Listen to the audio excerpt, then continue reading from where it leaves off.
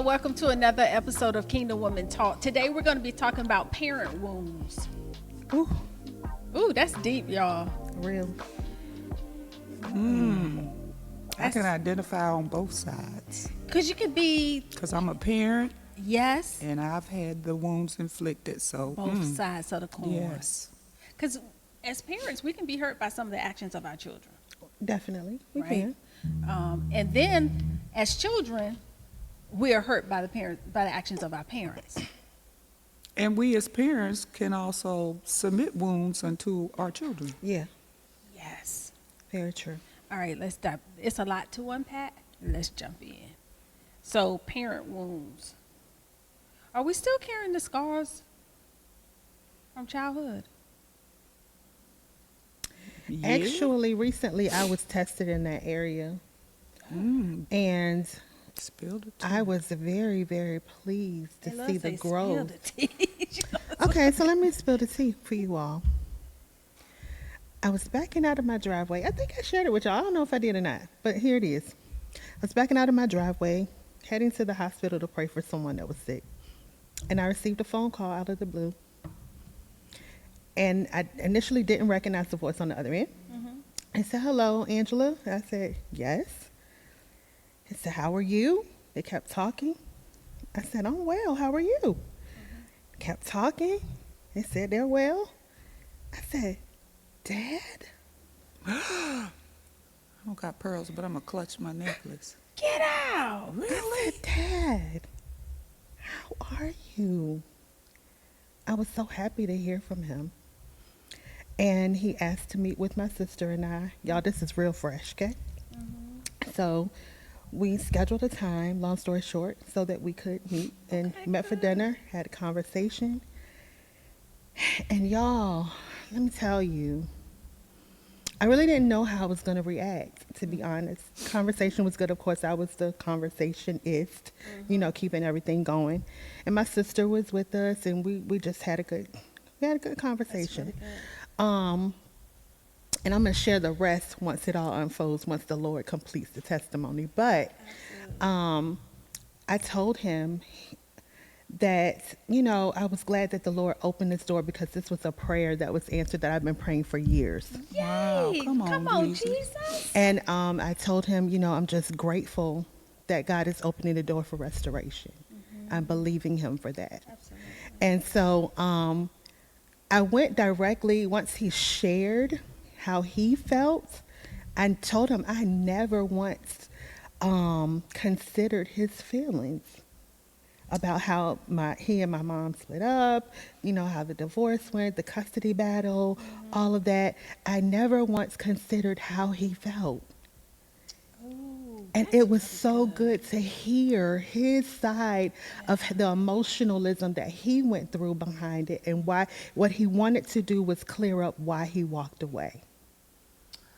Oh, so as to reaffirm that I didn't abandon you in the way that you thought. Correct. And I said to him, I said, Dad, I said, I'm really glad that you shared that and you were transparent and vulnerable enough to share that with Renee and I, because I never thought that you felt that way. I always wondered, like, did he just not want us? Why did he, just do what he did? And he was able to give narrative behind that and how he really felt about it. And so, we're going to reconvene again. But I was grateful that I did initially go right into ministry mode because that was safe for me. Ooh, wait, Not daughter. Not and daughter father. mode. Ministry mode. you had to go behind the veil for protection. Oh wow. Scripture say Wow. guard your heart, and so that's exactly what you were doing, guarding your heart. Yeah, and then I processed it later, but I had to go into ministry mode. But I was tested in that time because the other portion of the conversation, could have lended that I could have went somewhere else. Yeah. But I did not. That's really good. You know what? That was a big girl move because that also did a heart check to Yeah, let you know. for sure. Did you have any animosity? sure. Were you still angry right. and all of that? And you weren't. You just Yeah. went into protective mode to say, I know him, but I really don't know him, so let me see where that's going. So you were treading Yeah. lightly. Yeah. And as he was sharing, all I could, honestly, my heart and my mind went to how Jesus sees us. Oh, that's good. When we're in that place with him and we're looking to make it right, he sees us through the eyes of compassion and grace. And that's all that I could extend to him was compassion and grace. But do you not think you could have did that in daughter mode? No, because as I said, when I shared the rest of the That testimony, makes sense, though. no, and I felt like I could not because That one, makes I was sense. trying to protect. I was trying to make sure the atmosphere stayed as loose as possible because I knew that my sister was dealing with something. Yeah. But then also, that makes sense that you didn't go into daughter mode is because you haven't been a daughter in years Right. to him. Mm-hmm. Right. So it's like you just need to be Angela. Yeah. And so Angela is the minister, Angela is the Yeah. mom, Angela is this, but Angela hasn't been the daughter since you Exactly. walked out. Mm-hmm. Now you come back decades. Yes. How long has it been? What? Over 15 years since I've spoken to him. So you come back and y'all really don't know each other. So it is really a rekindling and getting to know one another again. Absolutely. Oh my God, I love But that for honestly, y'all. for real, that didn't even occur until I know a few episodes ago I was sharing as I was going through one of my classes that I didn't know God as Abba, and I committed to get to know him as my father. And he shared with me during that time that the only reason that I didn't know him as father was because I didn't have the relationship with my natural father. Oh, so you didn't have to know how to nurture that. Right. So when I opened up and allowed myself to get to know God in that character and that facet, he opened the door for my natural father to return. On. So healing, so one door open, but healing also takes place in the process. Look at Abba. Yes. That's why we love him. Yes. So much. That's why So we much. love him. So much. Oh my goodness. And I love how he always get double duty out Yes. of things, right? Yes. It'll be one instance, but he gets dual glory Yes. out of it. Yes. Wow. That's so powerful. Yes. So then that means the parent wounds are healed Mm-hmm. that you have been carrying. Yep. Wow. I love that. Yes. That's like a Hallmark movie. I Yes. love that. That's like a Hallmark movie. What are you thinking, Aunt Love? You all right over there? I mean, I'm just taking it in because You looking misty-eyed. I haven't experienced either. I mean, I see Abba now as father, but there's no father figure to I know what close you that mean. door Oh, for your Yeah. parent wound. for my parent wound. Yeah. Because the man whose name I carry is not my father. The man I was told was my father, he died. So You can't really I get the don't closure have, that right, you need. and I don't know for certain that he is my father. So But guess who does know? the father knows. I know Ask he Abba. knows. Yeah. Ask Abba. He'll tell you if that's your dad. But I really don't want to care if he is or isn't You because I think don't so? know him. I didn't know him. I mean, like when I was told that the man I thought was my father for years, who I called Dad, is whose name I carry. But to find out that that's not, it's like, So is there any hurt there from him not being absent? the biological? The biological. No, because how do you, well, you know what? Let me put it this way. I understand after talking to his daughter that everyone knew about me. She said she knew as early as a child.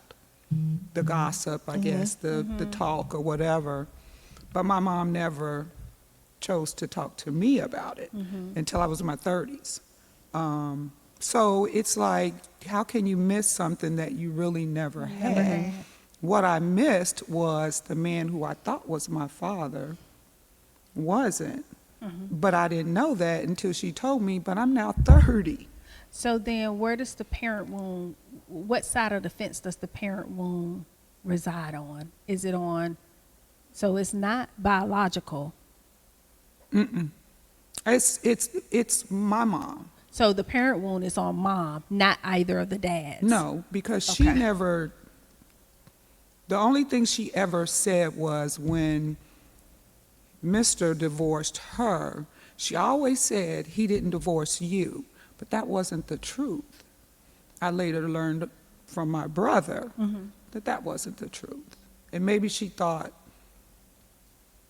I think she was sparing herself more than she was sparing me, because I never had a relationship with the man. I always questioned, like, sent letters and different things like that, but there was never a relationship. So I couldn't miss what I truly, I mean, yes, every child wants their father in their life. Right.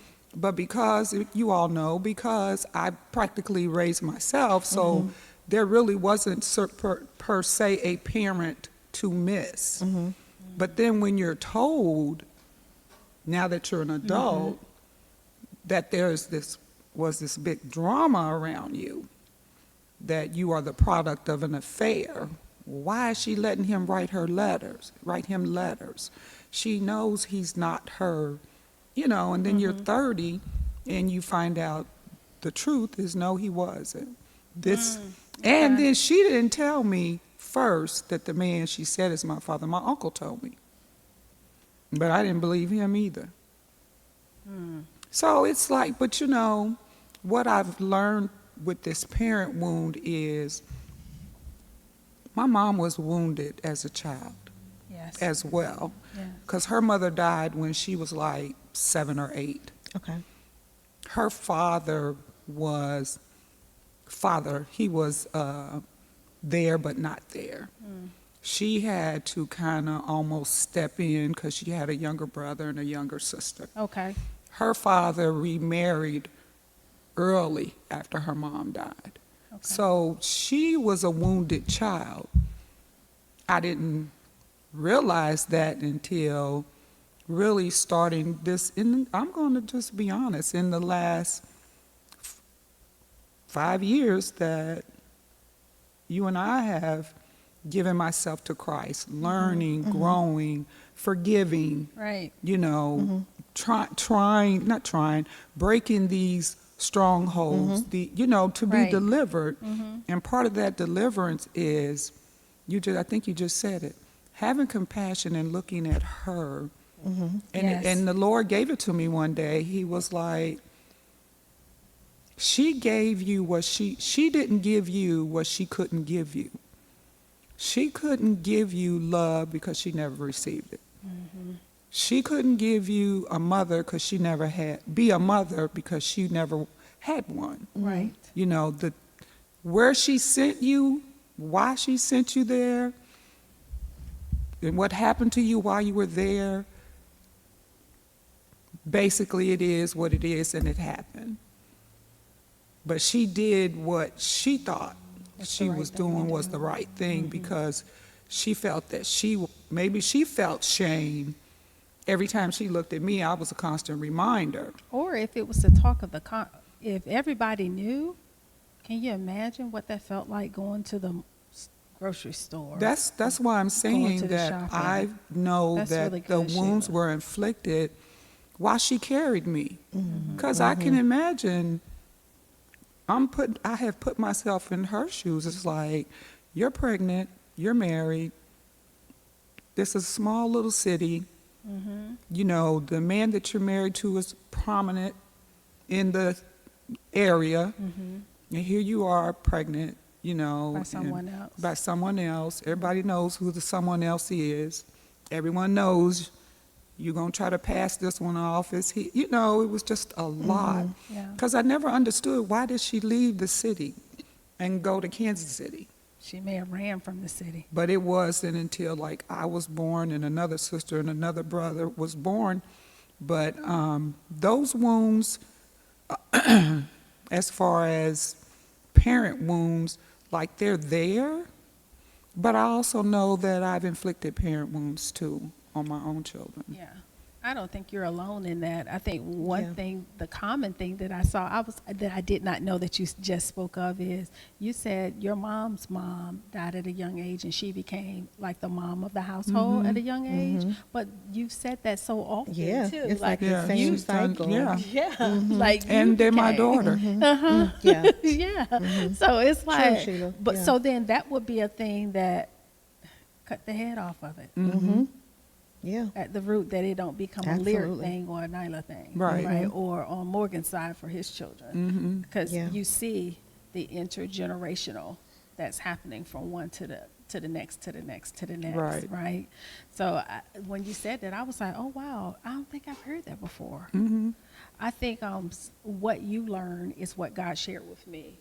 Regarding parent wounds, is because growing up, you can hold your parents accountable Can. for what they did not rise to the occasion for, what we felt like we needed at the time. Back then, it was you get what you get and you don't throw a fit, Right. right? That's just how it was. But it may not have been necessarily what you needed or what you felt like, or it always didn't feel fair and it always didn't feel like you were part of the equation, right? You just kind of got dealt with.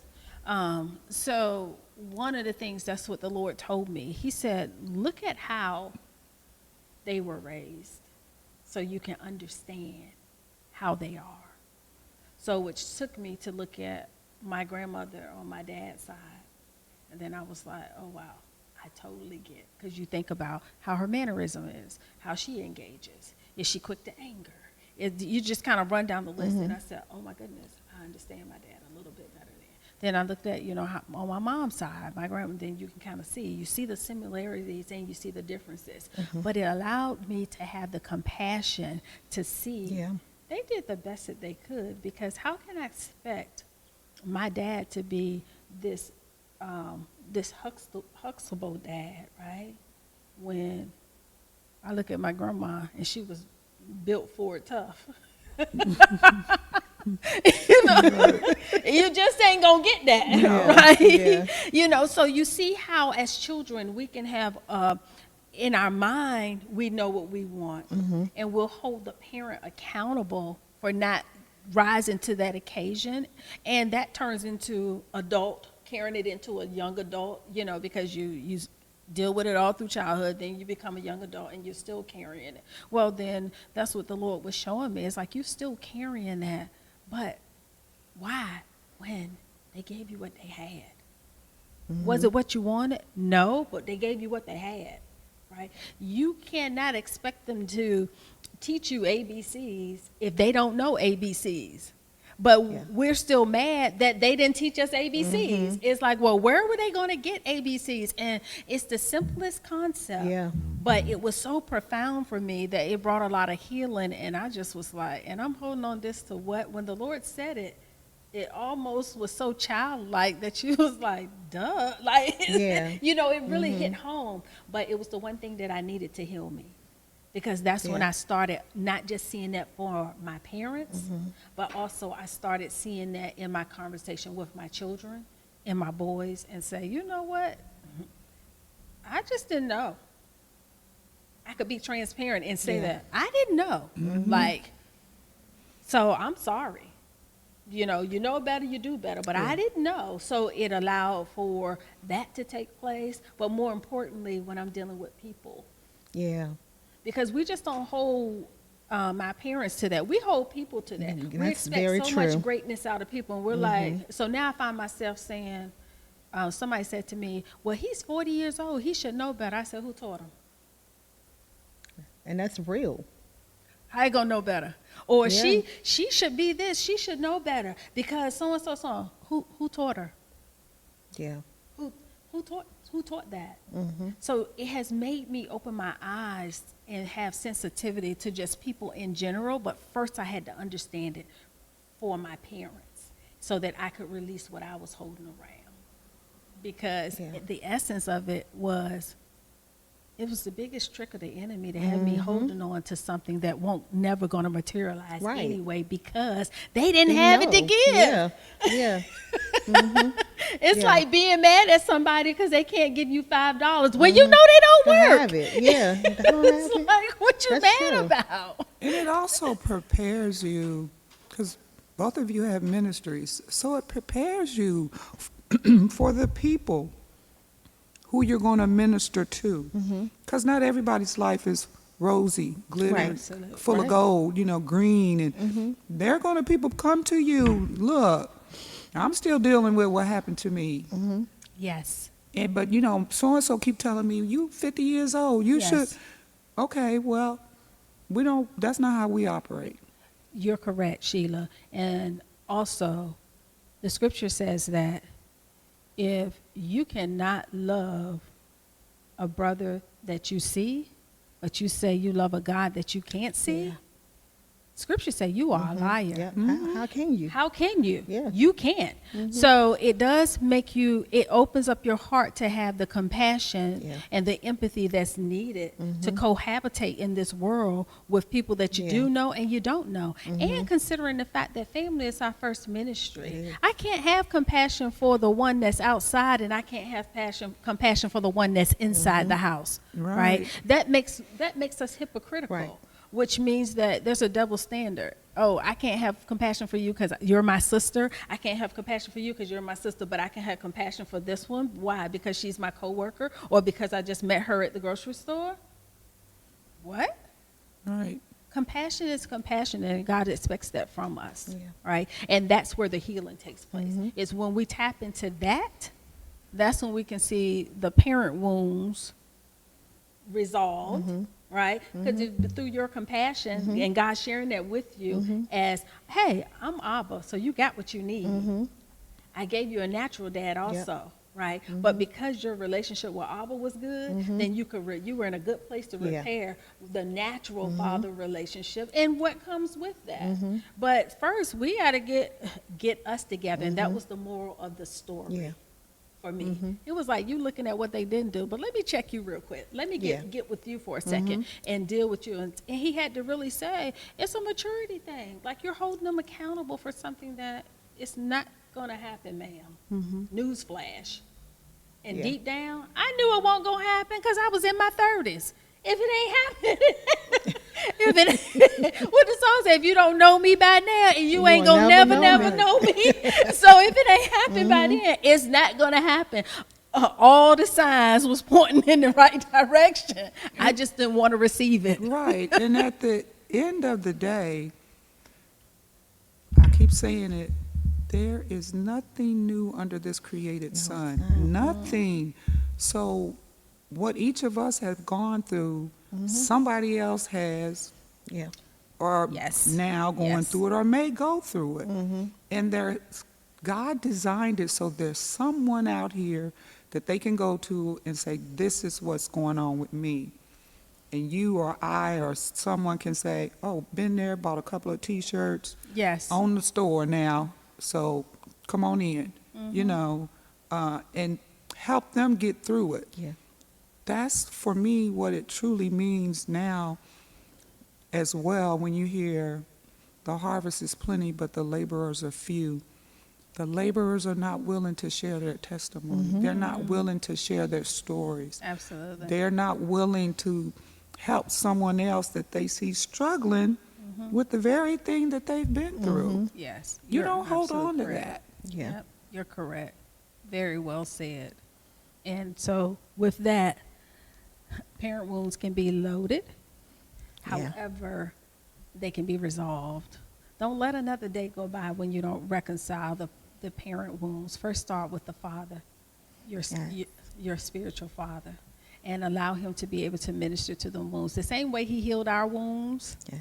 he wants to heal your wounds as well. Be transparent in your prayer time, because at the end of the day, let nothing hinder your walk in your relationship, and holding on to those open wounds can be a stumbling block to the path that God has you on. Until next time, y'all be blessed. Hi.